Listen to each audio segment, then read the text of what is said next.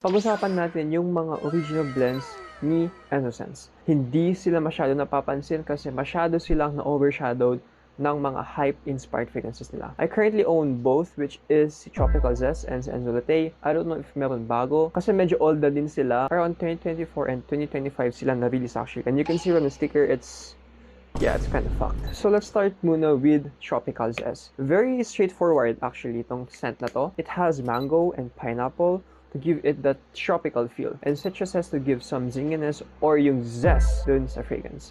I also smell vanilla and some florals na dry down. The mango and pineapple here smells very fruity and sweet, and actually ang ganda yung pagka-combination nila. Meron siyang vibe na pineapple creme brulee. Very similar ang structure niya to Yellow Dream by Boring Aroma. I'm not saying na it's a clone of it, but parang same family sila. Lastly is Enzo Latte. This is actually my favorite fragrance from the brand.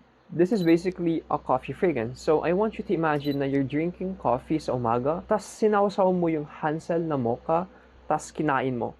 That's basically the vibe of this fragrance. Probably one of the most accurate coffee fragrances sa local market. And kasi most coffee fragrances din that we have or in the market is hindi sila may coffee. They kind of smell like too vanillic, sometimes too floral, sometimes too musky. But this one, it definitely feels like yung parang tinemplang na kape. They should definitely cater more itong OG blends sila because I find them very simple but unique. Basically, my point is they're a good entry level for people who want to start sa mga local niche natin na fragrances. Kasi very simple sila and not too polarizing. Thank you for watching. Follow for more honest contents like this.